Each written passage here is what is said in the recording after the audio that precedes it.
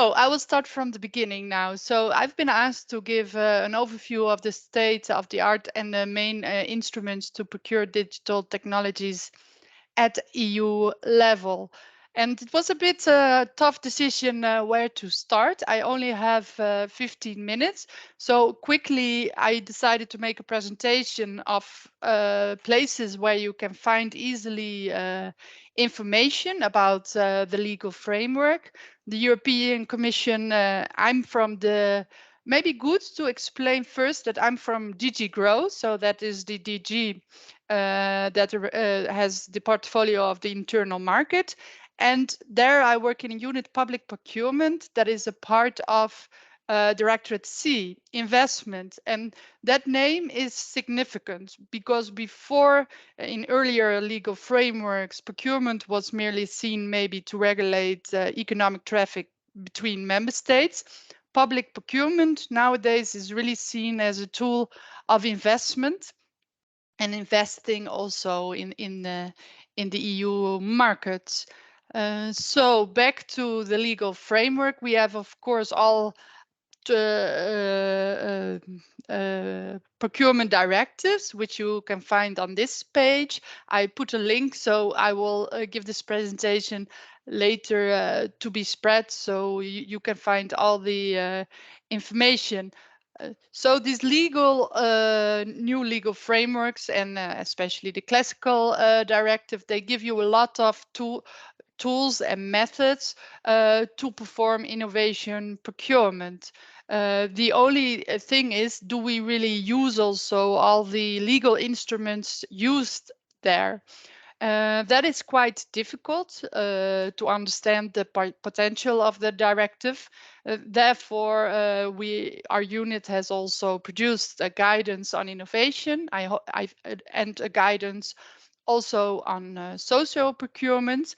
If you click on these links, you will get to them. They're translated in all languages of all member states, and it will also give you a practical insight of use cases that actually use the full potential of this the directives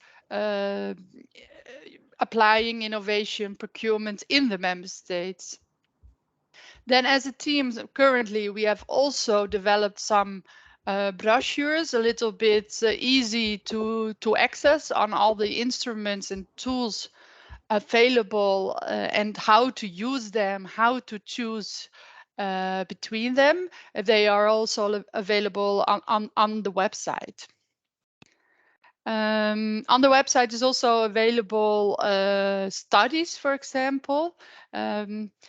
For example, here are 3 studies we commissioned because as we apply innovation procurement, we don't apply lowest price criteria in the procurements. But it's quite difficult also how to value the price in innovation procurement, and even more in particular in the innovation partnership.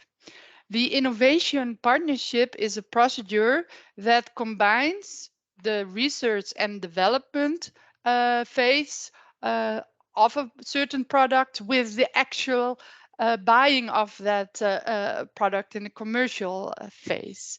So these studies are also available at our website, and they give 3 economic perspectives on how to value the innovation. And it's also important for you to know it because it's also, of course, how to value the products of the supply side. It's quite interesting.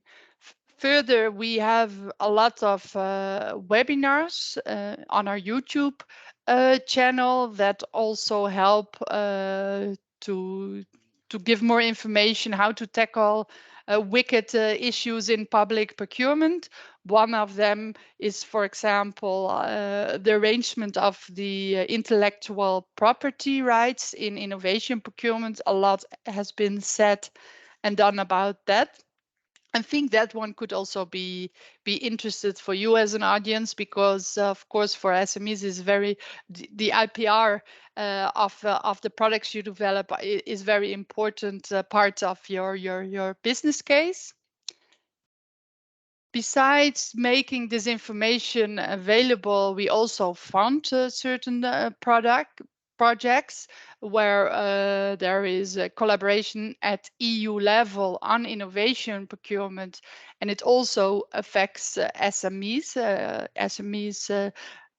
In the way that there are pitches and really research into developing ecosystems in this specific categories. I won't go all through the three projects in detail. Here's a short description, but I will also include relevant links to them. Another project we do is a project about innovation procurement brokers, and that is that we stimulate to bridge the role between need and solution. It's a facilitating role within the procurement cycle, and actually what this brokerage is about is bridge the gap between suppliers that have innovative solutions and public authorities that want to buy such solutions but maybe are not aware about it.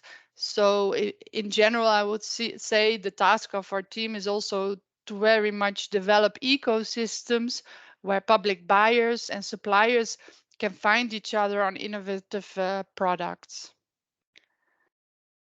And then I would like to inform you about an upcoming project, which is a follow-up of an existing project where we try to gather public buyers with the same need.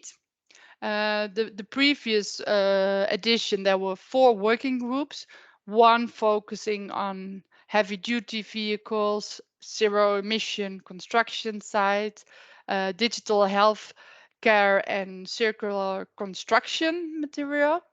There will be a new project, scaling this project up to 10 working groups, where we try to find 10 specific categories and then develop working groups of buyers that work together in this category to approach the market as in a more standardized way, in a way that they approach the market together. Here you also see that a part of it is a digital platform supporting this project. And I will tell you a little bit more about that digital platform later, because it won't only support this project, it will also support and have in its repository all the documents I've been telling you about before, and it intends to be a hub for knowledge on public procurement for public buyers, but also suppliers and SMEs who want to know much more about what the EU is doing on the topic of public procurement and what the interest of the public buyers is for their procurement plannings in the future. They are very much welcome to join, but I will talk about that later. First, I would like to also point out a specific text in the new European Innovation Agenda, which might be of relevance to you, because in that communication is written that the Commission also in the upcoming year will support the creation of living labs and incubators, for example, to connect innovators and public administrators to provide innovative solutions in areas of public need. Now, what does this mean? We have visited certain cities in the Netherlands, in France, and in Italy, where they were special programs where they tried to make the public procurements more accessible to SMEs, but also to startups and scale-ups. And we saw some examples of using public procurement as an incubator and defining challenges that needs to be solved instead of over-specified documents that already point out at a certain solution. This is very interesting, and in the future we will see how we can support these activities. So basically, we try to support public buyers that want to run these programs. We would like to connect these programs, and we would like to learn also how to make it even more accessible for SMEs to take part, or startups, or other kind of smaller companies, so that it will be easier for them to participate in public procurements of public authorities. Now, just to come back to, I'm almost there. Just to come back to the platform I was talking about. Currently, we are testing the beta version. So you will see I make a mock-up of my own membership. This platform consists of 3 layers. The first layer is, you will see home, about, and the resources and the projects. You can just access it without a login. But you see also here I'm logged in. That means I'm logged in with my ECAS account for all EU service. And then when I make a member profile, I can become a member and find other members on this platform. That could be like staff of public buyers or suppliers. And then there is discussions possible on the topic of public procurement. All the resources today I discussed with you will try to upload here as well in a very much structured way, so you can find it easily. All our news and events will be published here. And then there's also a tab communities. Currently, we're working on communities of practice on EU tools that can be used by public buyers, but also by benefits suppliers. And in these communities of practice, they will be developed at EU level to be made available to the whole of the community.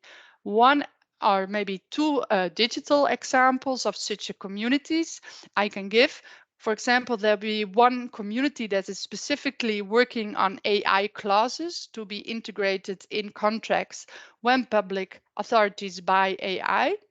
The idea is that these clauses are aligned with the upcoming AI Act and are developed by buyers and also agreed by buyers, so they more or less use the same clauses. This will benefit suppliers because then they don't have to deal with different sets of legal terms coming from different buyers. Another example of such a digital community is a community on building information modeling in a construction business.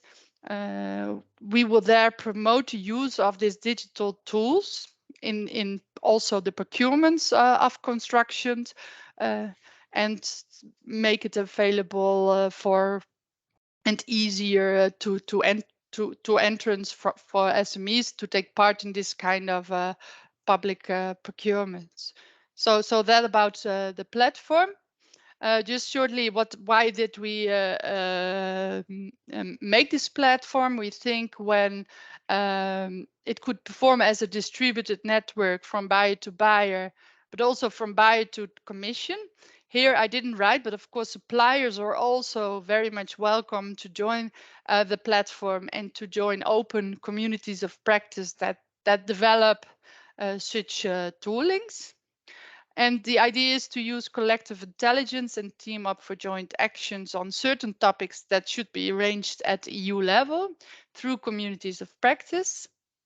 Well, the last, not the last, but an objective I mentioned before is that it will make easier available all the documents I made before and easier to search. You can have also discussions with peers on the documents, find each other, and you can find each other in like an interactive map, because your profile will say what you're interested in and what you like to find out about more on the platform.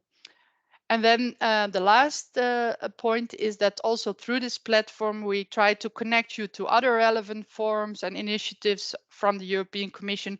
For example, there will be a tab with projects that are funded. There you can find more about upcoming initiatives, also some sectoral policies that affect the public procurement, and make it insightful to see how we within the Commission are connected and who's working on what. So if you need to be directed, you will be directed to the right colleagues or the right DG. Think. And here, if you want to stay tuned with everything we do, we also have a newsletter and LinkedIn page. I will disseminate this presentation so you have all the right links, and also through our newsletter, we will keep you up to date and keep you informed on the developments around the platform. So I don't know how much time I have, but I have at least arrived to my presentation. I hope it was clear, and if you have any questions, I'm more than happy to answer them. Thanks a lot, Anita. It was quite interesting also this deep dive in the platform. So thank you very much for sharing this information. It's quite interesting, and I will also dig into it quite deep myself, let's say. So we will be able also to, let's say, transfer information to our network. So there will be time for questions at the end of this first session. So if you would like to stay, perhaps we can address questions later. That's great. So I invite actually the audience to type the questions in the chat, or in case you can raise your hands during the Q&A sessions at the end of the next presentation.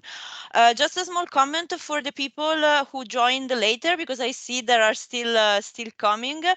Don't worry, you will find the recording, and you will find the presentations that are being used in the follow-up email that I will send to all participants. Actually, I'm sorry, because there was a kind of inception created with some team links. So for some people, they entered a different room. So we are slowly moving them here, but no worries that you are not missing, you will not miss, let's say, information, as we will share all the material with all the links as a follow-up. So now, with no further ado, I would like to give the floor to our second speaker of this session. He is José Morales Sánchez.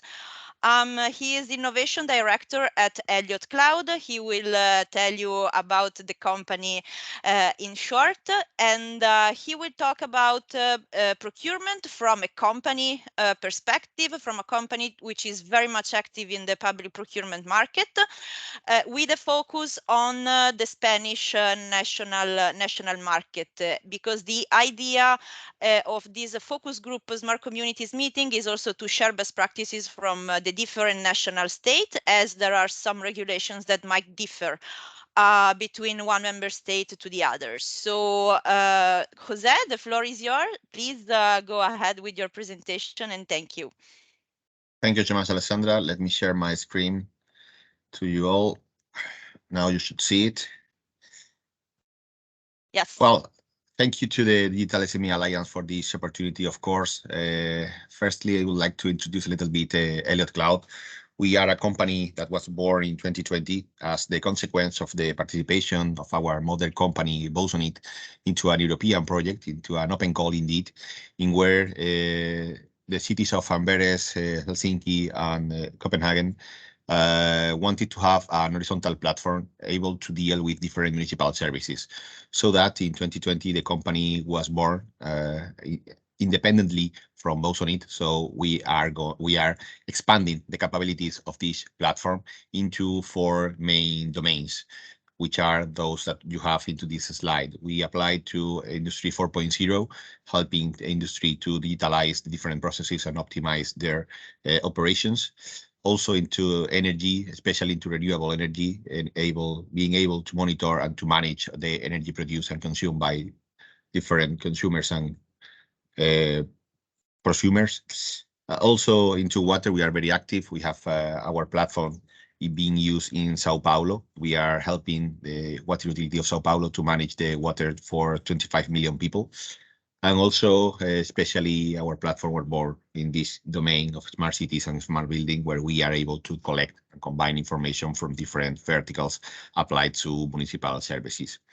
So now, once that you have a very brief and fast introduction about what are we doing and what are we capable to do, I would like to express our expertise into public tenders, focus into our Spanish domain, as Alessandra has mentioned.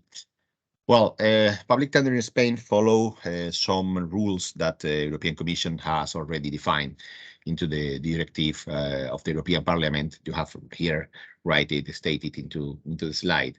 And normally, every single public tender is published into a common platform, which is Contratación del Estado, in where every bidder can search and apply for different public tender that may are interesting for them. So this is something that also Anita has mentioned in the previous session. This kind of platform, I think they are quite common into the different European countries and also even at European level. Well, how to be ready to be a bidder? It's important to be registered in the platform, in the different platform that collect this kind of public tenders. It's important also to filter because, well, you can find every kind of tender into this kind of platform. It's important to filter by the CPV, the Common Procurement Vocabulary. Thanks to that, you are able to, let's say, match your activity with the different CPVs for the different opportunities. This is going to help you to filter and to find the appropriate tender that you can apply and it makes sense to apply. Of course, it's important prior to write technical responses. It's important to check the eligibility conditions in order to see if you are eligible or not in terms of administrative issues, economic resources, many different requirements that are listed into each public tender. It's important when you are going to write your proposal to be point effective.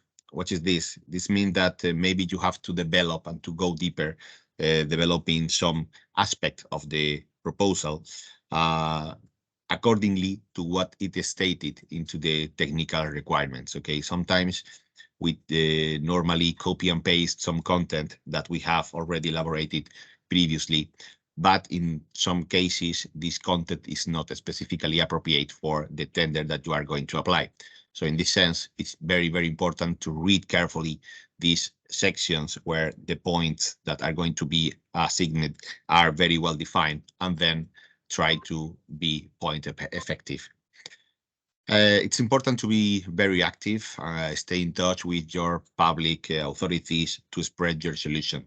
This means that, of course, when a public authority is going to write a tender, they need to know what kind of solutions are present in the market. And of course, they need to also know you in order to being able to know what kind of tender are going to release in the incoming month.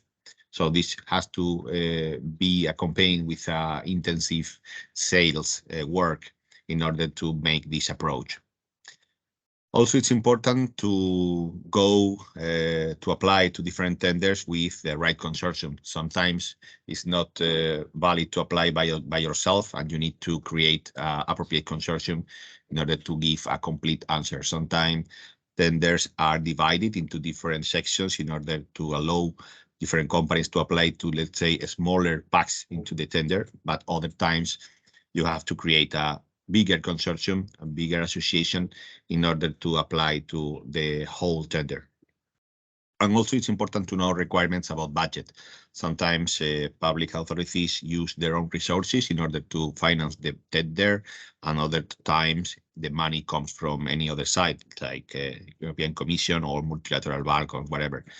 This kind of budget has their own requirements, and it's important to know them in order to know what to expect about how the money is going to be invested and also how the money finally will be transferred to you. Some bad and good things that I can tell you accordingly to our experience. Well, starting for the bad things, I think that deadlines are being very, very tight. I normally work into this public tenders world, but also into innovation with the F&T portal. There is a lot of difference between both worlds. The innovation with the IAI calls on their RIA call that the European Commission publish, and with these public tenders. Normally, you have only 20, 30 days maximum in order to apply. This means that maybe you have 20 days to apply for a tender of 50 million euros. So imagine that the work that has to be done is not enough time, 20 days, to perform a very good proposal to obtain those 50 million. So it's important to be ready in advance, knowing the client, knowing the public tender in advance, but via different approach and different works.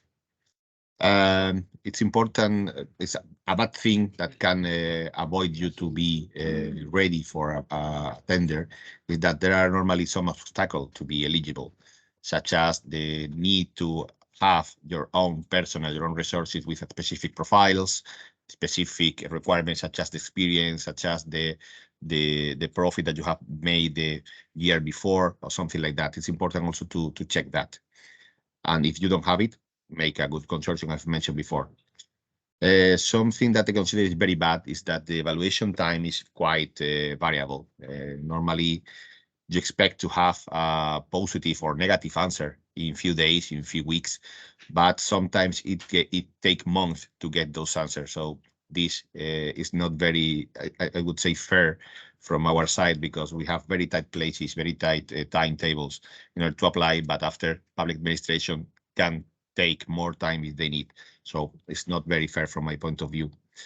And also consider that a subjective evaluation is very difficult to change. You have the option to change. You have the option to, let's say, claim for a new revision, but normally this is very, very difficult. So be specific and try to be aligned with what the public tender is asking for. Finally, some good things. Technical and administrative evaluation are public, so that means that you can learn a lot from that evaluation. You can learn from your competitors, and you can learn about the market, how much money is the different bidders considering to offer their solution, so you can adapt and learn with time. I consider there is a very good instrument, which is public procurement of innovation, that allow this kind of procedure to be very open and transparent, and also allow to SME to apply and to let them know the solution to the public administration. This is something that is going to be it is being used very extensive here in Spain and also in Europe, and hopefully you have a similar instrument in your countries. I consider this is a very good procedure. Consider also that public authorities want to know about your innovative solution. So again, approach them, talk to them, and be present, do this commercial labor. And finally, I consider that public sector is fostering the adoption of interoperable and open solution. Indeed, I consider, thanks to this public sector, this innovation have a short time to market, a shorter time to market at least. For example, such Aurora, which is the project that has motivated our participation today. This project aims to obtain a common and open and interoperable platform in order to create different solutions along Europe. And I consider, thanks to these public tenders and public procurement of innovation, this kind of solutions are early adopted. Finally, a little statement or challenge. I consider that the European policymakers and public authorities have the opportunity to motivate open innovation through PPI procedure. This helps innovative solutions to reach faster the market, as I have mentioned, and enable the creation of a new and brilliant digital economy for SMEs and creative startups that will shape the future of our Bauhaus. Thank you so much. This is the end of my presentation. I think I have to be precise on time. Yes. So if you have any question? Thank you very much, José. No, actually, I mean, we are delayed on the agenda, Yeah. but because of the beginning, I waited a bit because I was actually happy to see so many people joining, and some of them are still joining. So it's quite interesting, and indeed, your presentation was really on point. You shared the concrete best practices on how you prepare your bids. I think it's quite important information for everyone in the audience. And also thank you, let's say, for your final call to public administrations and company to work together, because this is something that we are doing and we are trying to do in our focus group meetings. So thank you very much for highlighting it. I know we are late, but as I said, the presentations are quite on point and informative. So I can open the floor for 5 minutes of question, if any. If anyone from the audience has questions, kindly raise your hand so I can give you the right to disable your microphone and to enable, your microphone and webcam. Otherwise, you can type it in the chat or anyway follow up at later stage if you would like so with the speakers directly as they are going to share their presentations. So any question so far? Okay, I don't see any raised hand. So I would like to thank you, both speakers of this first session. I'm sure we'll get back to you with some follow-up, perhaps actions from our side. Thank you very much. Of course, you are welcome to stay for the whole duration of the event. Now, I actually would like to pass the moderation to my colleague Deborah Goll. She's the project manager here in Digital SME. She's project manager for sustainability, and she's going to introduce you to the second session on green public procurement. Deborah, it's yours. Thank you very much, Alessandra. Good afternoon, everyone. Indeed, besides being project manager for sustainability, I'm also coordinating the focus group ICT sustainability, and which is the co-organizer of this meeting together with the focus group Smart Communities. And in this second session, we want to put the focus on the potential of public procurement as a driver for the green transition. For this first speaker, I would like to give the floor to Mrs. Lupi from the European Commission's DG GROW unit on public procurement.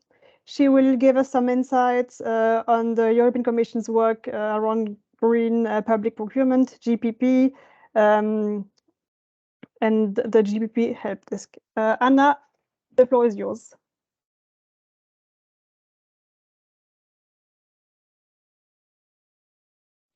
I hope you can hear me. Yes. Yes. Hi, thanks a lot, Deborah, for the introduction. So I want to run you through a little bit what we do on the topic of green public procurement, and I always like to start with the weight, indeed, as Deborah was mentioning, of public procurement as a financial instrument which can really make the difference in kickstarting and supporting the green transition. We're talking about a huge amount of public money that is being used to buy services, works and products for the citizens, and it's about 14% of the EU GDP and almost 500 billion euros. And our work in this field is mainly geared to, in fact, changing the culture around public procurement and going. And Anita, who is a colleague of mine, and we work actually in the same unit, was mentioning it before as well. Our objective is really to change the mindset with which public authorities do procurement, from focusing exclusively on price and savings to focusing really on strategic aspects of public procurement, which means what kind of of products you're buying, what kind of quality you're delivering to the citizens, and what use you are making, in fact, of public resources, and how you are using these public resources to support the wider societal policy goals of the administration. And of course, there's a lot of our work that goes into supporting the uptake of socially responsible and green procurement. So we try to really provide support to public authorities to help them develop the capacity to purchase products which do not impact so much the environment, or that help them reach the social goals of their own administration. So really the idea is changing procurement into in a way a policy tool more than it used to be before, while still serving, of course, the needs of the community for which the purchase is being carried out. And in this context, we carry out several support activities and several activities to really build, as I was saying, the capacity of public buyers. One of our more, let's say, traditional activities, in fact, is to provide some sort of guidance and to build on the knowledge that exists in the European continent on the use of green considerations in particular. You may have heard that the Commission produces voluntary green public procurement criteria. These are criteria, as you can see, that are product-based, so they're very product-specific in a way, and these are developed together by the DG Environment of the Commission with the Joint Research Center. So they have a scientific validity, and also the Joint Research Center involves in consultation different stakeholders from the public and the private sector with the specific knowledge of the sector that they are tackling.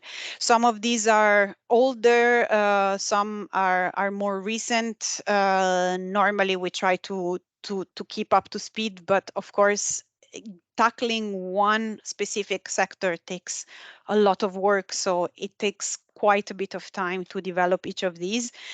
But essentially the idea is that public authorities can consult these criteria, they can take inspiration from the sustainability elements and how they have been tackled in the different criteria, and they can introduce them in their tender specifications. We also work as DG Grow together with DG Environment on providing a sustainable procurement help desk to public authorities across Europe. For the time being, the help desk can only be reached in English, French, and German. So there's let's say a bit of a language limitation there, but the idea is that public buyers or stakeholders from across the continent can get in touch with the help desk to ask questions about the application of green public procurement or socially responsible public procurement. And the interesting thing about the help desk is also that it's linked to a newsletter, which it's a bit more than just a tool to inform our community of what is going on in the field of green and social procurement. So we don't just talk about the events, but we also have a program to develop good practices, and we use the news alerts to distribute them to all interested parties.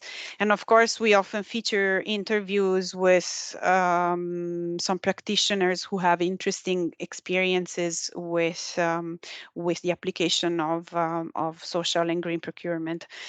And we also host 4 webinars a year. Here you can see, in fact, the last one we have hosted last year in October, which was focusing on the procurement of nature-based solutions.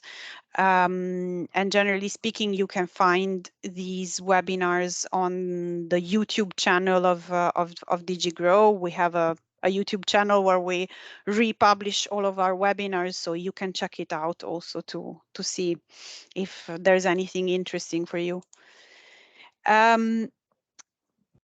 As Anita was also mentioning, we produce quite a bit of guidance, not only on social procurement, but there's a lot of work that DG Environment in particular has been doing on green procurement and circular procurement. And then, of course, all our good practices examples, including the ones that are collected by the help desk, are published on our website. And you can also find on the YouTube channel that I was mentioning before some short webinars that we hosted last year on socially responsible procurement. They might be interesting maybe for some of you, especially those working a bit more in the field maybe of social services or with a more socially minded, let's say, scope, because there are a lot of experiences also in social procurement that might be linked to your activities. And we are working at the moment on some brochures on public procurement and startups. These will be published soon on our website. The idea is really to publish 2 different brochures to try to explain both to public authorities how startups work, but also to try and explain to startups how public buyers act. And of course, those will be focusing more on aspects related to innovation, but of course, there's a very strong link between innovation and the green transition. And the other project that we have in mind is to organize a project to study together the topic with the Joint Research Center, the topic of the use of labels in public procurement, and see how we can intervene at European level to facilitate it, because we know that using labels is very practical for public buyers. It allows them to verify easily certain requirements, but at the same time, the world of labels is full of very different requirements, which are not very straightforward to apply. So we want to try and understand how to make it easier. I will just go through this section very quickly, but I know that Anita has talked about this already, but I just wanted to say that the Big Buyers Project, which she also mentioned, is very much focused also on the topics of green procurement, social procurement. We're going to have quite a few working groups in the future dealing with issues related to green and social procurement, and it's a great project also from the point of view of the industry and in particular SMEs. Last year we concluded the 2nd edition of this project, and one of the objectives of the project, of course, is to to get the public authorities who participate closer to the market, and to get them talking to the market, not only to collect market intelligence, but also to, let's say, shape the solutions of the future with the market. And in this context, we saw that there were discussions in the 4 working groups that we had organized with 60 operators, and the large majority of which were indeed SMEs. So it's something that's really important also from the side of businesses. And in the field of trying to create, let's say, communities developing, let's say, common shared intelligence on to scale up the use of strategic procurement and sustainable procurement, you can count on on the fact that there will be some work around, in particular, solar photovoltaic modules, but also on the social side, there will be an initiative which is called Buying for Social Impact under the Social Economy Action Plan, which is coming to its 2nd edition as well, which will be geared towards creating a common space for discussion between contracting authorities and actors from the social economy enterprises.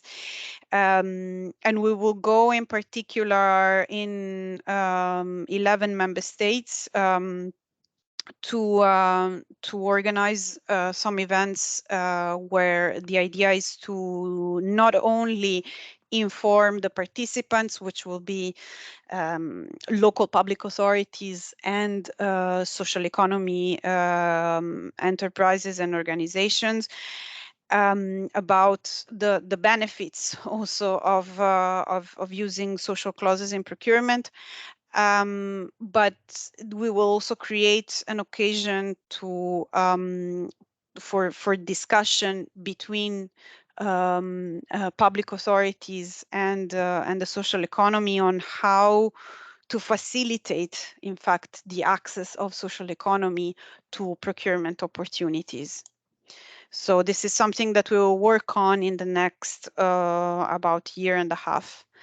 And then I wanted to conclude with something that we don't do necessarily directly in my unit, but there's quite a bit of legislation coming in different sectorial areas that will also change the approach with which public buyers purchase certain products or services or even works.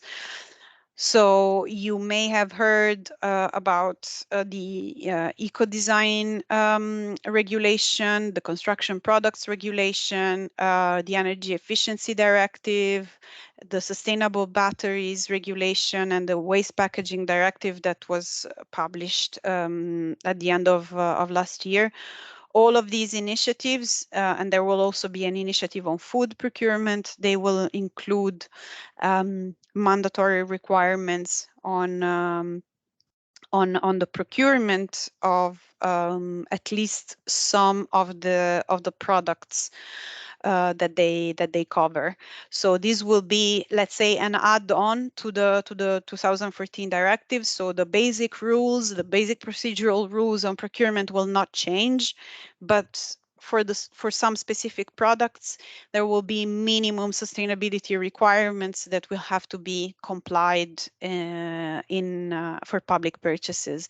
And then, of course, as concerns the social aspects, there is some legislation reinforcing also in particular labor protections for the staff, in particular the minimum wages directive and the pay transparency directive, which essentially tackles the gender pay gap. And so the labor standards that they set will also have to be applied in the context of procurement. So thank you very much for your attention, and don't hesitate to ask questions if you have any. Thank you very much, Anna. These legislative developments are good news for the SMEs who are providing sustainable services and products in Europe. We have quite a lot of them. We will open the floor for questions at the end of the session. So if you have any question on Anna's presentation, you can already write it in the chat. And meanwhile, for the second part of this session, I'd like to focus on a best practice from Austria. So I'd like to give the floor to Mr. Gerhard Weiner, who is the head of the naBe platform, which is the Austrian government's platform for sustainable procurement. Mr. Weiner, Yes. the floor is yours. Thank you. Thank you for the invitation. Good afternoon from Vienna. Gerhard Weiner is speaking. I am the head of the Service Center for the Sustainable Public Procurement Initiative, the so-called naBe Action Plan. I now switch into the full screen mode. So now you should see on the full screen my slides. So now it should work. And I start with high ambitious from the federal level. The public sector shows the way. This is our motto. This is our sentence and our title with the perspective to GPP and SRPP. As you know, GPP stands for Green Public Procurement and SRPP for Social Responsible Public Procurement.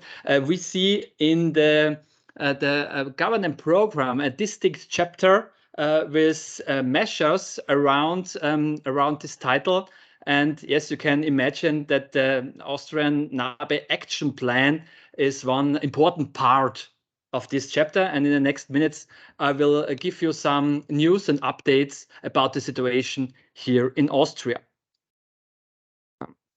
So now it should work.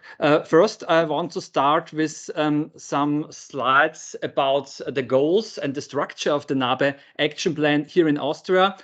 We see three main objectives. First, we want to anchoring the sustainable public procurement in all federal institutions. And we see here in Austria not a voluntary system on the federal level, we see a mandatory system. We think that voluntary is good, mandatory is better in the way of GPP criteria. So we have not to discuss with our partners in the ministries or in the companies of the government sector about the criteria and what is sustainable, because you can use the whole day to discuss about this, of the details about these chapters. So we have defined on the federal level distinct criteria about GPP and also about some chapters about the SRPP. These naBe criteria are, as already mentioned, are binding for the federal level, but as well we are looking very close and we are in very close cooperation with the federal states and also with the municipalities. We have already two federal states named the Tyrol, the federal state Tyrol, and also Lower Austria. They are two first partners of the naBe Action Plan. They are also obliged to the criteria, and also we are in very narrow discussions and we are very close cooperations with the other federal states to implement the naBe criteria in their sectors. And I'm happy to announce we have also the municipalities in our focus, and the first local capital, the capital of Upper Austria, Oberösterreich, will be the first strategical partner on the level of the municipalities. So you can see we are very engaged to organize the naBe Action Plan on all government levels. And yes, of course, you see it in the middle. We want to have a very good position in the European Union. We think we are very supportive. We are on a good way to implement GPP and SRPP through a good, I think it's a good governance system. I will show it in some minutes to you, a good governance structure for the naBe Action Plan here in Austria, and we are well organized also here in the European Union. We are in many networks and partner of many alliances here in the European Union and above. On the next slide, I want to show you the portfolio of this naBe criteria. It's not the time to go into details. I will show you only 2 or 3 examples of this bundle of naBe criteria, but you can see this is the whole the whole procurement system you can need as a public buyer, coming from the structural engineering and civil engineering over electricity, IT equipment, to paper and food and catering services. And in all these areas, we defined mandatory criteria. On the next slide, it looks a little bit complicated, and yes, it is complicated. It's a really complicated system, and this is only a scheme. So excuse me that not every detail is implemented in this chart, but it should give you some insight into the governance system only on the federal level. And we are also, I mentioned it, in very close contact and cooperation with the federal state level. But you can see here now the federal level, and you can see on here in the middle the naBe platform. I also already mentioned this is the service center here for the naBe action plan. And yes, very important are the federal ministries. You already know that the federal ministers are binded through internal instructions. It's also really important to say that the naBe action plan is not defined as a law or as a directive. It gets binding through internal instructions in the ministries, but the result is or should be the same. And all ministries are getting together in a so-called high-level steering group. The ministries send out the presidential section heads. These are very central decision makers in the ministries, and they decide about the strategic way of the naBe action plan. They decide about new criteria groups and decide about the monitoring system and maybe about evaluation and so on. And also very important is that we work very close together with the central purchasing partners, the central purchasing systems. They are here in Austria, the so-called BIC and BPG. The BIC is responsible for the state procurement here in Austria on the federal level, and the BPG is the central purchasing body for many other procurements, for example, for ICT, for electricity, for food also, and so on. So many of the criteria you find in the naBe criteria catalog are also in the portfolio of the BIC and the BPG. And this is really important. The naBe platform is not a standalone enterprise. We are embedded in the BPG as a department. So I'm not only the head of the naBe platform, I'm also a department head in the BPG and work very close with my colleagues in the other procurement departments. And on the other side, you can see this is also really important. The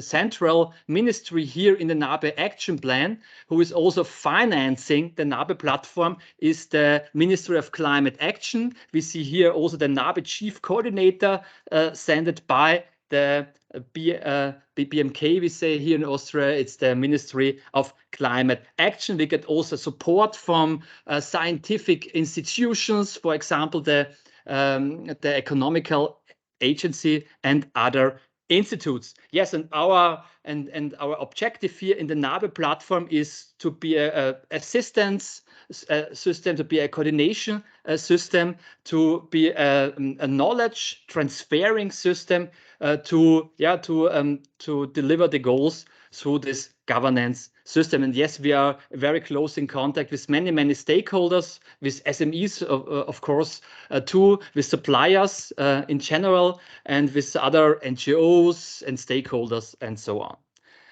If we go to the next slide, and then you can see here our offers of the naBe platform, the service center, of course, and we are the Service Center for Questions Sustainable Procurement here in Austria.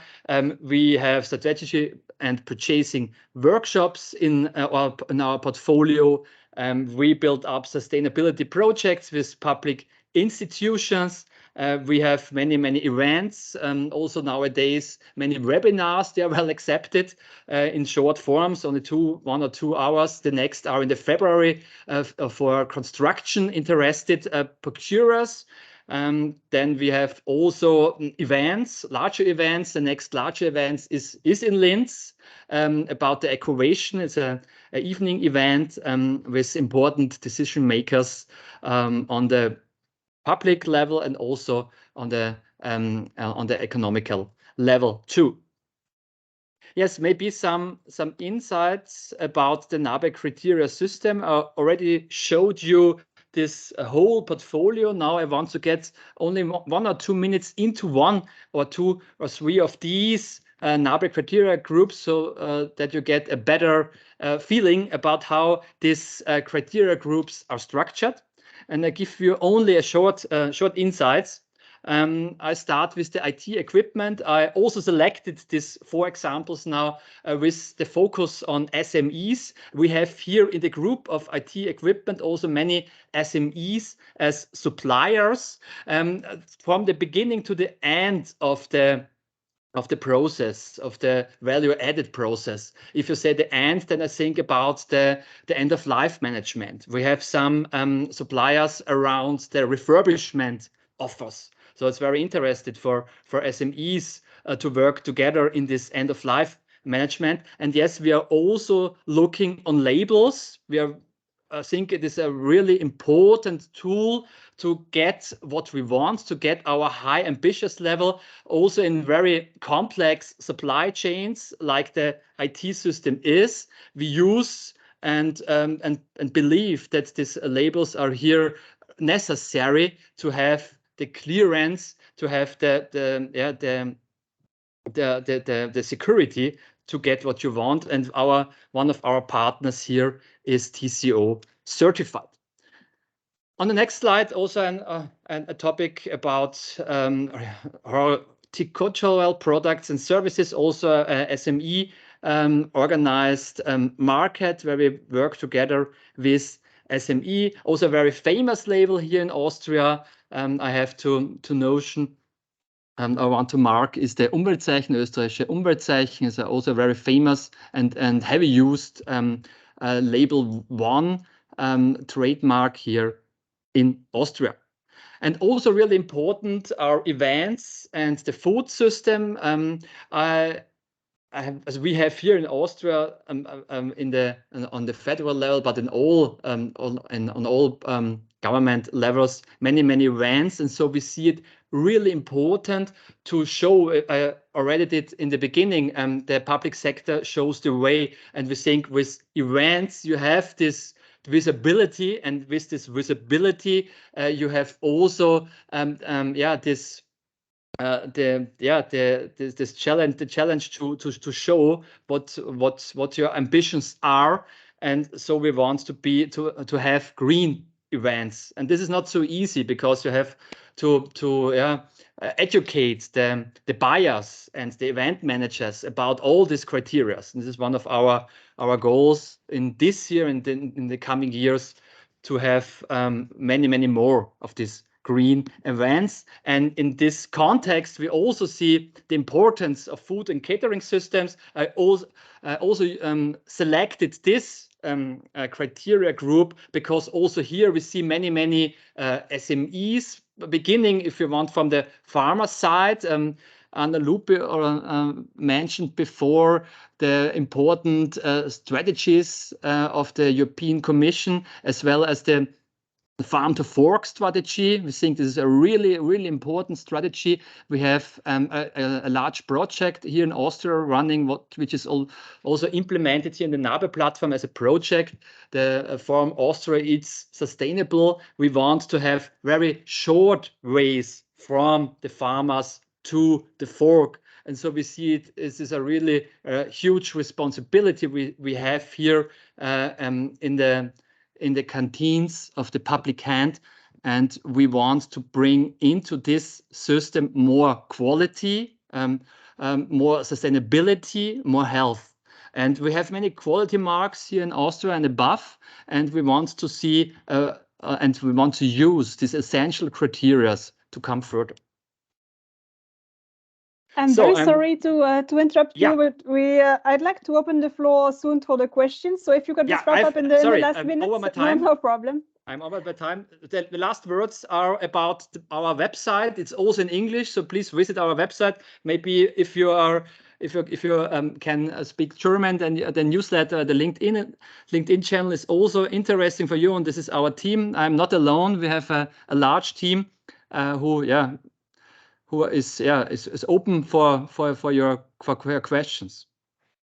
Thank you very much. It was very interesting to see all the criteria you have developed for all the sectors. And I'd like to give the floor to the audience to see if there's any question. We will also have some follow-up meetings, close meetings with the focus group members to discuss with our member SMEs if they have any feedback or what are the requirements or specificities. But if any member has any comment from SMEs perspective, because the goal is not only to provide information for SMEs, but also for SMEs to provide feedback on the specificities and how they could supply their services and products. So if you have any question, please raise your hand. So I was totally clear. Great. Yes, very clear. Thank you. Yes, thank you very much. In this case, I give the floor back to my colleague Alessandra for the third and final session of today's meeting. Thank you, Debbie, and also thank you to the two speakers of this session. Actually, it was quite very important information and useful for sure. And I bet that people will have questions once they somehow process all this information by checking the slides. So be ready. Let's move on. We are a bit late, but indeed, all the presentations are quite useful, I would say. I would like to pass the floor to our next speaker. She's Andrea Halmos, Deputy Head of Unit of Interoperability Unit in DG IT. She will focus her presentation on how procurement can support digital innovations and how these new forms of procurement are slowly taking, the place of procurement. So, Andrea, no further ado, the floor is all yours. Thank you. Thank you very much, and good afternoon, everyone. Indeed, what I would like to talk about is how specifically some of these procurement practices that you have talked about earlier can support the digital transformation and can really drive forward digital innovation in Europe. We've already heard the size of public procurement, and indeed, public sector is a very huge buyer of solutions. And in particular, I want to talk about digital solutions. And they have, because of this purchasing power, a great possibility to pull innovation to the market. They also play an important role in overcoming market failures, so situations when a product doesn't have necessarily yet enough demand or lacks funding. Public procurement of digital solutions can actually overcome such barriers. However, what we've noticed is that really to work with innovative startups and SMEs, some of the old traditional public procurement procedures have not necessarily addressed all the specificities of these kind of companies. So what we are currently looking at is how to bring together innovative SMEs and public administrations to jointly develop solutions through either innovation procurement or other co-creation with public and private sector through two specific initiatives. One is related to creating a GovTech ecosystem in Europe. And the second one is related to actually using regulatory sandboxes for piloting certain innovative digital solutions. I will talk about both of those in a moment, but just to give you the policy context, you may have heard that the Commission has recently put forward a new legislative action, a regulation, so-called Interoperable Europe Act. which is in a way complementary to some of the legislations that you will have seen in the context of the data strategy, so the Data Governance or Data Act. This particular piece of legislation is focusing on public sector interoperability, creating a structured governance between member states, commission, and different levels of government, but also ensuring that interoperability is part of public service deployment from the very onset, very first design of policies up until deployment. And in addition to that, we're trying to foster the reuse, share and reuse of interoperability solutions so that in order to create greater innovation and public value.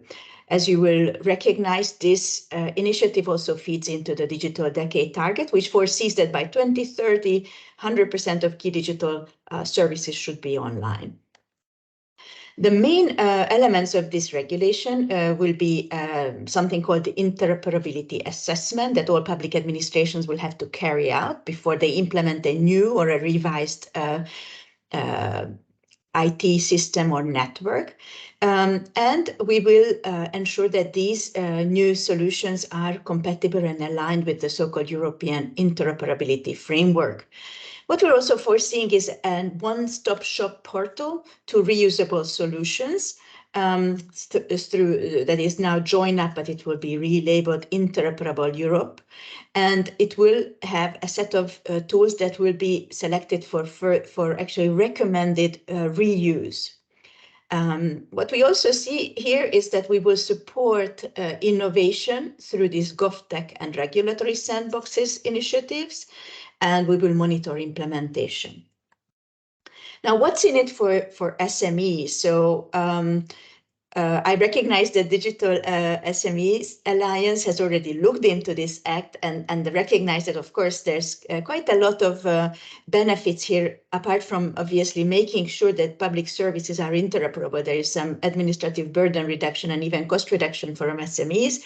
But what we also see is that through this legislation, we're actually creating new incentives for innovation in the public sector and thereby new business opportunities. What's also interesting is that because we're going to support the creation of this GovTech ecosystem in Europe, you will actually understand how we're planning to get there and where are the different points where you could get engaged. And I told you about the governance structure. We will work with the member states, but also the Committee of the Regions and Economic and Social Committee. And we will also call for the creation of an Interoperable Europe community that anyone can become part of. And this community will also be able to propose new solutions to be put on the list of recommended reusable solutions. By the way, we're also creating a number of training material which can be downloaded. These are usually online trainings from the Interoperable Europe Academy. And so what do we really do with GovTech and regulatory sandboxing? So GovTech you may have heard of. It's what we mean by this is really, let's say, public and private sector collaboration mechanism, whereby public administrations can test and procure and use emerging digital technologies for their public service delivery, for their back office efficiencies, or even public decision making or policy making purposes. And what we see is why it has actually come forward is that over the large decade of 2 decades of e-government, many large integrators have taken an important role in governments, but these are actually coming to become to a stage where they may need to be renewed. And we see a particular potential here to actually allow governments to work now with smaller, more agile, more innovative, smaller companies in a way to actually update their current legacy systems. Maybe just to mention, we have 2 interesting studies, and you'll see them as links on some of the slides. One was a mapping of the GovTech market in Europe, and one is related to concrete use cases in EU member states. We have two possibilities to get engaged in this initiative. One is a GovTech platform, which we're about to set up. It will bring together all kinds of players and will serve as a resource of knowledge, resource of training material, resource of companies and public administrations to actually come together. It will look at also market trends in Europe, create a catalog of initiatives, but also put forward a set of trainings in order to create this ecosystem. You'll see which are the companies and organizations running the project. It will also help SMEs to engage in networking activities, webinars, workshops, the community, and it will also set out a number of boot camps so that you can benefit from those trainings. And maybe I'll just come to the specifics of these boot camps. It will be available to each time about 15 startups in the course of 2023, really to help on different topics. We're still looking at the topics to be confirmed, but helping on how to bring emerging technologies to the public sector, how to work with design thinking methods and co-design activities, testing, iterative programs, and different perspectives depending on your specific interests for these training sessions. In addition, we're also setting up a GovTech incubator, which is a longer-term project for 4 years with a number of consortium members who will then actually finance pilots, specific pilots across the EU, really trying to test technologies for public administrations in support of, in particular in our case, cross-border interoperability solutions that could then later be put forward as reusable solutions for others in the EU.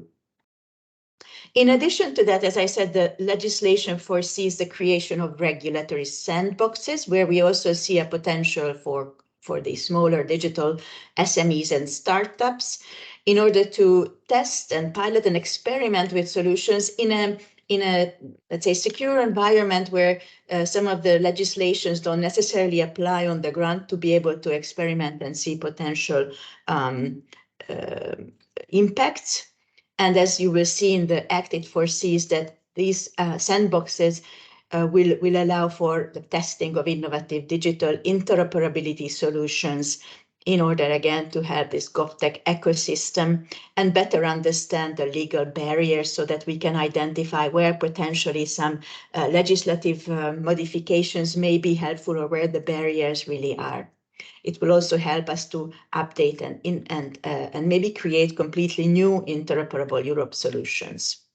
So in conclusion, I think what is important is that there is a lot of appetite to bring innovation to the public sector, and we're trying to help also companies to benefit from this and to see let's say the benefits and potential of working with public administrations in their own means. And by that we mean, yes, we understand that procurement has been perhaps sometimes too cumbersome, but there's other ways to approach it.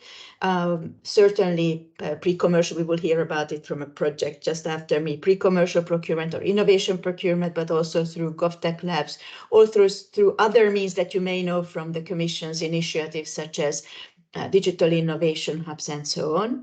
We think that actually this cooperation between public and private sector can help in many different ways, apart from obviously arriving to an ideal digital solution, but it can also help pool resources and expertise, but also it can help establish common standards and protocols for these new technologies, ensuring interoperability. So my advice would be to please follow this Interoperable Europe Act and its development when it enters into force, hopefully sometime next year. And then we will be calling for all kinds of stakeholders to join the Interoperable Europe community, and happy to be in touch with you if you have questions now or later. Thank you.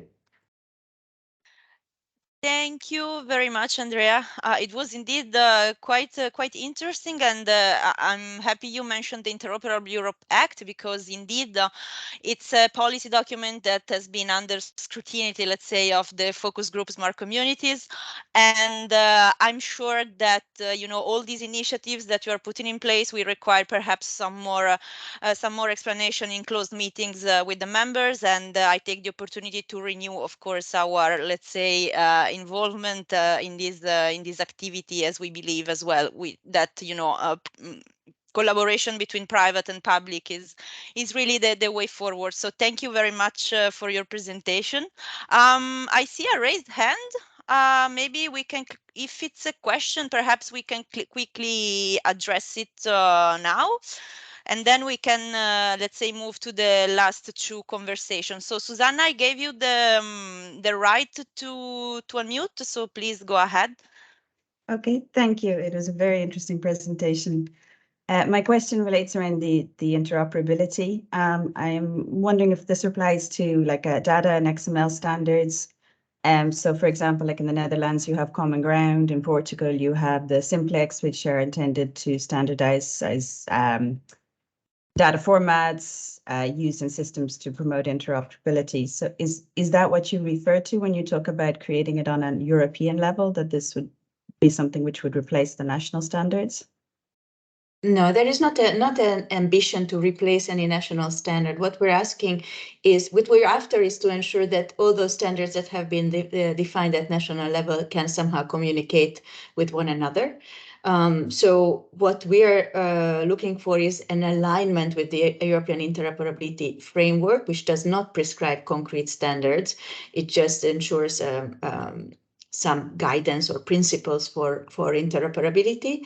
But what would be interesting is to identify perhaps really interesting standards that you already have perhaps at national level that could be of interest to others for reuse. What will be mandatory and this is the one big, let's say, requirement of the legislation, is that if in future you're about, as a public administration, local, regional, national, and also EU level, to implement a new IT system, before the procurement conditions or procurement requirements are set out, you carry out an interoperability assessment, meaning what would be the impact of this system on cross-border interoperability when it has a cross-border context, of course. And that's it. And that would allow us to already from the start ensure that no interoperability barriers arise. And another obligation would be that if you do have a reusable solution that was conceived to be made open source, open specification to be reused, and another administration asks for it, you should be able to provide it or make it accessible for reuse to that other administration. These are the two main obligations here. Thank you.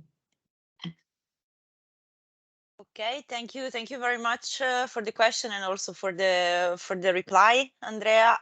If there are other questions, so we can quickly address them now. Otherwise, I would move perhaps to the last part. I don't see any raised hands, but I will share the presentation as well.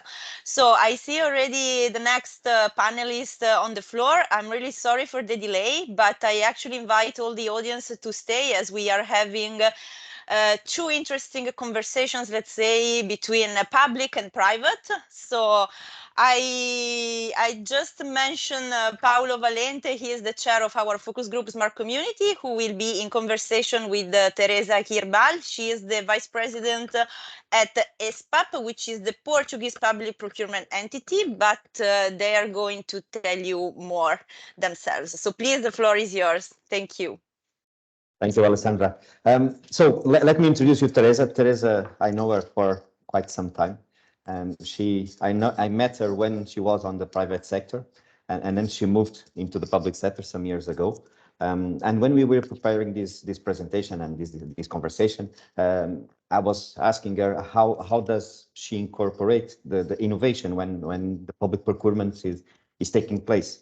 And there was some very interesting ideas that, for me, it was quite reassuring that there are hope that things are carrying on the right way.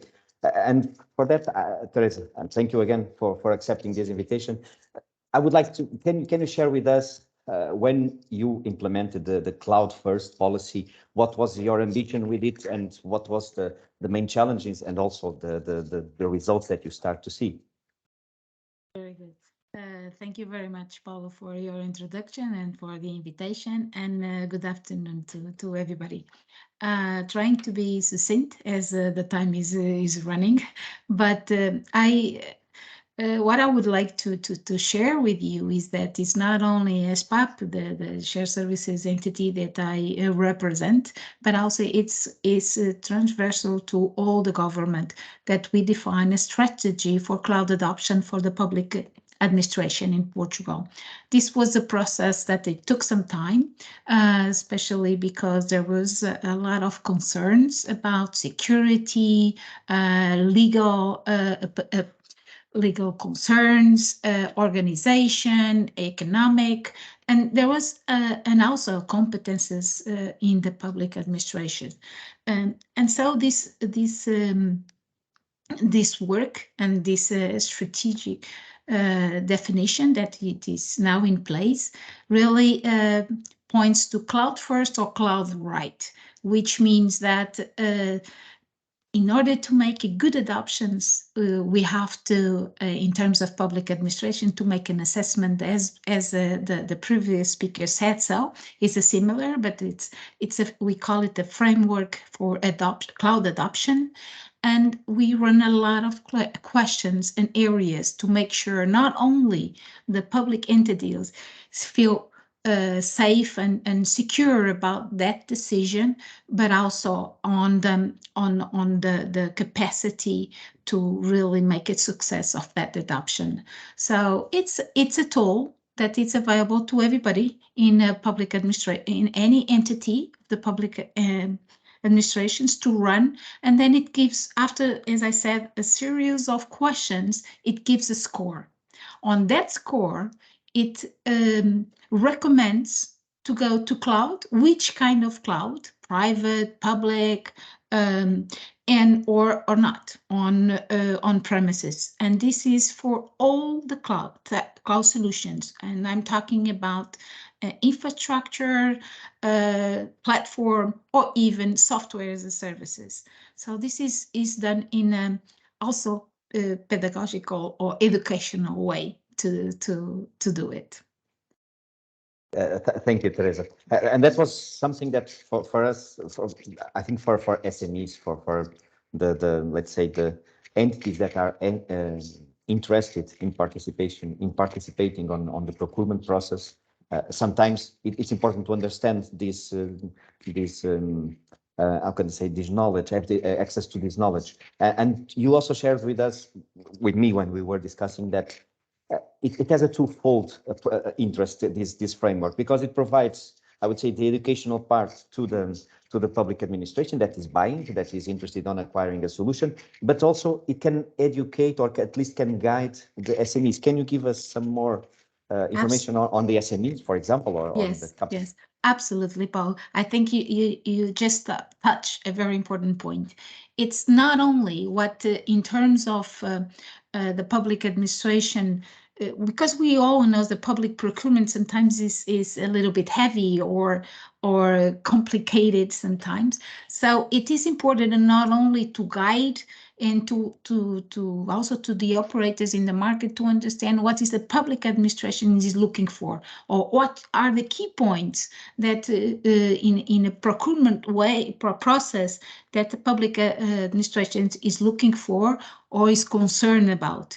So by having access to that tool, and in the very near future is going to be available to everybody, even to the operators in the market, so they can even run it by itself and see, for example, if their solutions respond in a good way, and if not, they can see how they can improve their offer. So this is for SMEs, for example, that a lot of times do not have the structure of big big enterprise could be very helpful because they can access themselves their own solutions and see if it is worth or not to, for example, respond to public tender, because we always know it's a lot of work and time and of course cost. So for SMEs to be even more efficient on the procurement side and have more success, this will help them to kind of preview if they will be successful or not, or have a major success. Another way also that can be useful, it's not only for their selling projects, I mean, to respond, for example, public administration, but also to private entities to assess their own investments in cloud.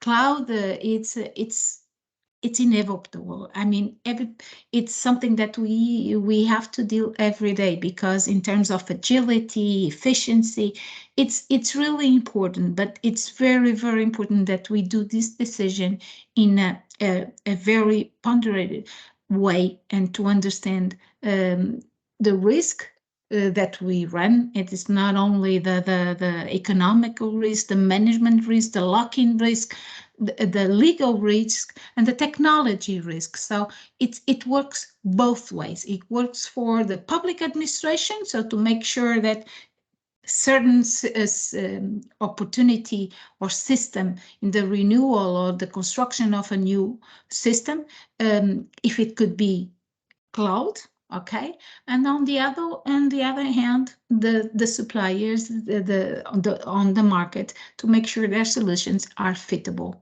for, in this case, for public administration.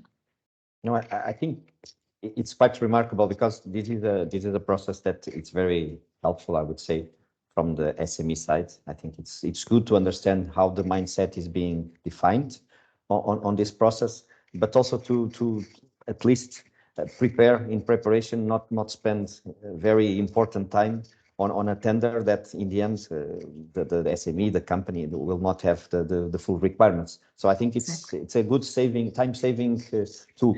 One final question, because we are running out of time and we don't want to hold you too much time more. One thing, have you been exporting this experience? Because I think this is one process that has been quite intensive. Have you been exporting to other areas of technology that you are acquiring, or at least recommending and incentivizing the public administration to learn and to contribute, or at least to assess their interests? Not in a way on a framework or an assessment, but we are doing in different ways. For example, even for cloud, we are publishing some of the technical part of the RFP, for example, that we are gonna, the procedure that we can launch, and this can also, and there is, right now it's available for cloud, but soon it will be available for other areas, solutions. And that will help also to understand the market, to understand what kind of items or what is type of solutions or characteristics that will be in the public tender. So again, this is like a can preview, and for example, an SME has a solution in a certain area, for example, CRM, okay, and then when it's not available yet, but it's going to be soon, for example, for CRM solution, some technical clauses that we are making it available also to be included by entities, public entities, to do on their public tender. But of course, the market can be prepared also to respond to that. It's like it's a pre-notice, and to be able them to prepare the solutions to respond. So make it all the public procurement more accessible, easier in that way, and of course more efficient in all the way, not only on cost but also on time, which is absolutely crucial. Very good, Teresa. I would say that from what you shared, I think transparency and at least future-proof solutions, it's something that you have in your roadmap. It's something that your organization wants to put forward when doing a public procurement process. I would thank you very much for sharing with us these notes. I think it's quite insightful. It's good to understand what is being done. It's a very good best practice that can be shared with others. And I would give the floor back to Alessandra, and thank you very much. Thank you very much, and thank you also for being for let me share a little bit what we are doing here in Portugal in this area. Thank you very much. Good. Thank you, Paulo. Thank you, Teresa. This was indeed quite interesting, and also thank you for keeping into consideration the point of view of the SMEs, especially not only because it's our members are SMEs, but also because European champions are 99% SMEs. So it's important that public procurement also have a specific look to that. It was very interesting, and I think that we might keep, let's say, this topic for another follow-up meeting in the future with the members, because I think it was very interesting to understand what you are doing in Portugal. And to give, let's say, a final touch on public procurement around Europe, I would now move from Portugal to Finland.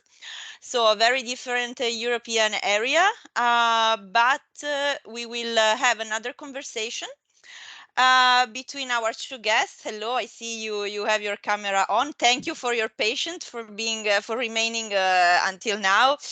And we have Petteri Rekomaa, technical expert at Forum Virium Helsinki, so presenting, let's say, the public administration perspective. And then we have Tapio Toivanen, who is the who works in the Building Energy Efficiency Consortium. Together, the two of them are working on a solution within the framework of the pre-commercial procurement, and they are doing that in the framework of the AI for Cities project. They will tell us a bit more. They will tell us more about these two initiatives in short. So welcome to this panel. Let me address you perhaps the first question I have for you. So the question would be, if you, Petteri, if you could explain perhaps how you initiated this pre-commercial procurement, which were the concrete steps as a public administration that you put in place, and why did you choose, let's say, this specific approach? So what do you think are the benefits for this approach? And I will also make the question to Tapio directly, because I think you can connect them, let's say. So my question to Tapio, as a representative of the private sector, would be, how did you hear about the challenge? So was it on a tender portal in Finland, or how did it work somehow? And also, how did you first approach the solution design phase, which is basically the first phase in this approach? Petteri, you can start, and then perhaps Tapio can conclude this first question. Thank you. Thank you, Alessandra. So I could briefly introduce the AI for Cities project. So it was indeed a PCP project funded by the EU, where we were looking for AI-based solutions to lower CO2 emissions. And the way the project got started was that EU was funding a PCP project. So we gathered together a group of cities, 6 in total, who shared the same goals and needs. So all of our cities had quite ambitious carbon neutrality plans. And also all of us had been able to make data available, but didn't necessarily have good ways to utilize that data. And using AI to lower CO2 emissions kind of fit that situation perfectly. And I could also briefly mention why we thought that PCP was the right instrument. And I think perhaps the biggest benefit in PCP is that it's a co-creative process. So we as cities, we got to develop those solutions together with the companies. And I think that was beneficial for the both parties. So for example, we as cities, we got good understanding of the potential that the market is offering. We also got to guide and influence the direction of the development of these solutions to fit our needs. And then maybe Tapio can also mention more, but the companies also gained better understanding of the city's needs and situations, got immediate feedback during the development of the solutions, and then also potentially had an opportunity to test their solution in real life environment in the end. Yes, quick introduction. So my name is Tapio, Toivanen. I come from Enman Limited, and we have a B solution. B stands for Building Energy Efficiency, and B is a AI-based solution to manage and track energy consumption in buildings. We can deliver some 15% savings in energy consumption, roughly 15% reduction in emissions, and all this without sacrificing the living or working conditions in the building. About back to the question. So we heard the AI for Cities program from Forum Virium. We've been working with Forum Virium for over 4 years. In the previous company, we attended a EU project called My Smart Life. And in AI for Cities, as the name says, there's an emphasis on artificial intelligence. And in the beginning, we had a rule-based approach to manage the energy consumption in buildings. So we needed to have an AI approach. And for that, we contacted a German-based AI agency called Unitic GmbH, and they gave the AI approach to the consortium, and Metropolia University was the third party in the solution.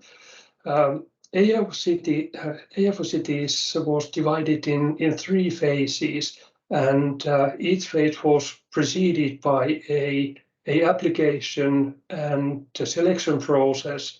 In the beginning, there was, if I remember correctly, some 60-70 companies, and in the third phase, the final phase, there was 6 companies.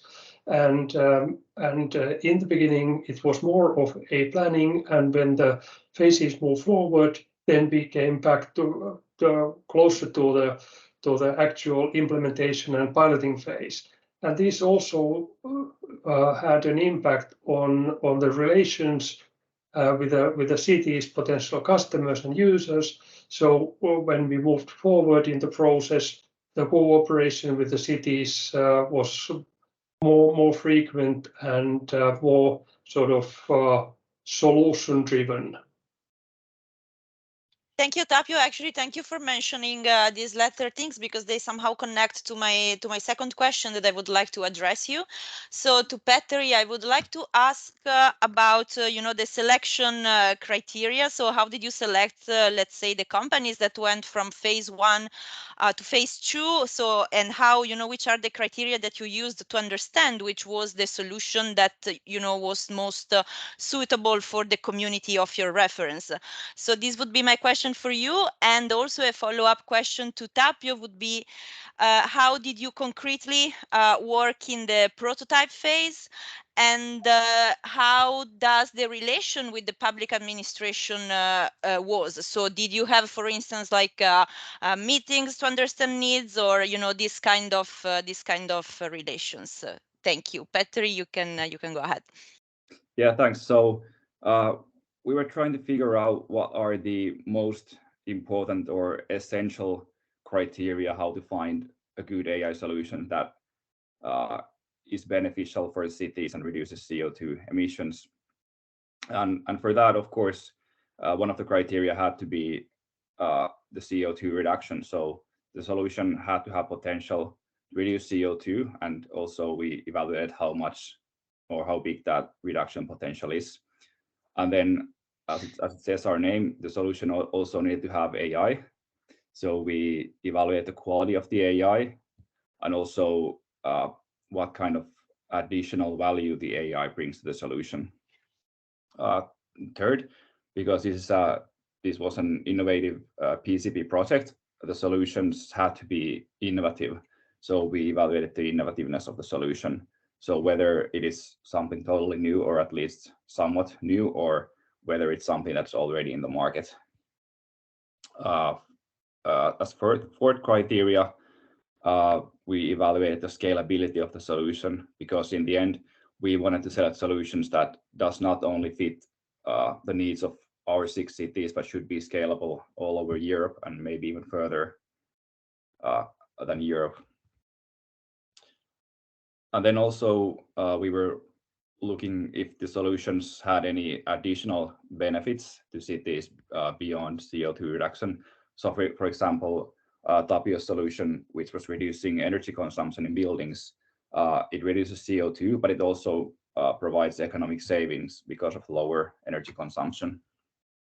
And then when we moved further in the project, we also wanted to make sure that the solutions actually fit the needs of our cities, and it's possible to pilot the solutions in our cities to make the project successful. But these were the main criteria that we used to evaluate. And I could also briefly mention that as evaluators, we recruited people from our cities with different areas of expertise. So energy expert, mobility expert, AI experts, and so on. And we also developed our own evaluation tool for the project to make the evaluation easier. And that actually got recognized by the EU's Innovation Radar. And that evaluation tool is currently freely available in GitHub. And I think in the follow-up email, it's possible to give a link to that. Absolutely, absolutely. We will send it in the follow-up email. Okay, Tapio, you can continue. Yes. The prototyping phase is also always interesting. So installing the solution in real environment, and we did this phase in Metropolia University Energy Lab. It's a full-blown apartment inside the campus area, and we installed the solution there, and we saw how the solution was able to control the different equipment, heating, ventilation, and cooling in that apartment. And we also had the third-party data integrations in place. So we have integrations to energy grid data, energy price data, and then weather data and forecast and solar radiation data. So I liked Andrea's presentation on interoperability, and well, when looking at our case, sort of the data in, or actually, let's go to the buildings first. So building space is fragmented, and there are a number of building management system vendors and different versions and different types of buildings. So I could say that each building is a individual, and there we approached a company called Platform of Trust, who has some 100 connectors ready for different data sources, and that gave us a interesting element of scalability that the cities were looking for. Another element that the cities were emphasizing is a innovative business model.